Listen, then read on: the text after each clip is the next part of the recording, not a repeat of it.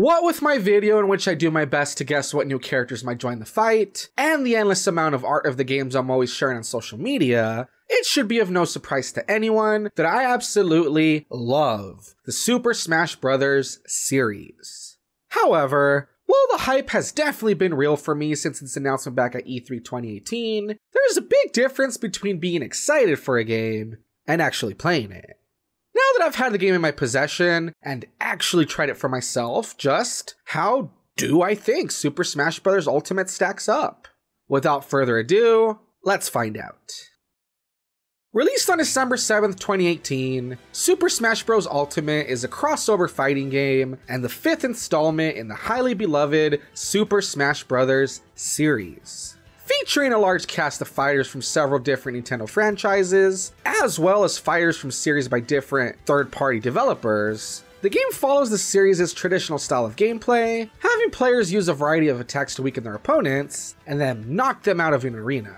However, unlike other fighting games which are largely one-on-one affairs, and where the main focus is the skill needed to pull off insane combos, Smash Bros. Is intended to be more of a party game, with matches comprised of multiple fighters on screen, and all sorts of items and stage hazards there to even the odds. Now, when it comes to this newest installment in the series, I'm just gonna say it now, but I love it. And I think that series creator Masahiro Sakurai has once again outdone himself. For starters, boasting 74 playable characters, not only is the roster bigger than ever, but I feel like there is truly something for everyone. Whether you enjoy playing as series veterans like Mario, are excited for newcomers like Simon Belmont, or are just happy to see the return of missing fighters like Snake, I think that the tagline, "Everyone is here," is highly accurate, and the way that the game delivers this is incredible. For example, I've said this before on my podcast when discussing the game, but the Inklings have actually been a surprise favorite of mine. Even though when they were first announced, I'll admit I didn't care much for them being in the game, after having spent some time getting used to them, I'm actually really impressed with not only how well they play, but also how natural they feel going toe-to-toe with the other characters. I think that the fact that not only do we get a ton of memorable characters to play, but the fact that they all fit in so well within the Smash universe just goes to show all the time and attention that went into their inclusion. Likewise, I am completely blown away with all the creativity that seems to have gone into the World of Light mode. For anyone who doesn't know, World of Light is this game's single-player adventure mode, and the story revolves around a mysterious entity known as Galeem, turning all of the Smash fighters into mindless puppets. The only exception is Kirby, who must utilize the power of spirits to free his fellow fighters and return the universe to normal.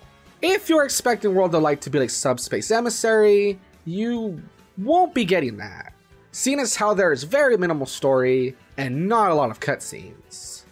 However, I still think we get the next best thing, since the mode is a really fun and creative homage to the different universes that come together in Smash.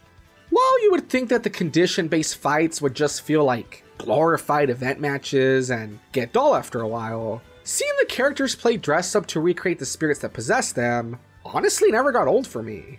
Not only that, but the RPG element that comes with equipping spirits always kept things interesting for me, since needing to equip the right buffs before a fight was a really nice extra challenge, I think.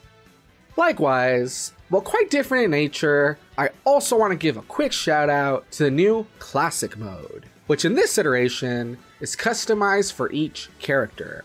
Made up of 6 regular fights, a minigame, and finally a boss fight, I love that things are kept interesting by filling each fighter's path with references to part of their story or history.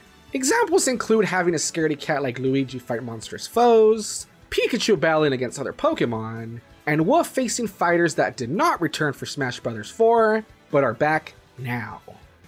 Finally, as if all of this wasn't enough, I just want to give praise to all the options and extras that make playing this game such a great experience. It would take quite a while to list every single little thing that's been included, but I just want to say that from hundreds of awesome songs in the library, to a multitude of customizable options for matches, and even all the different game modes, this game is packed to the brim with content that makes for an incredible gaming experience. However, with that being said, every piece of media has its negatives, and so too does this game. For one, I think that the lack of cinematic cutscenes will be a big disappointment for some players, and I can actually totally understand that.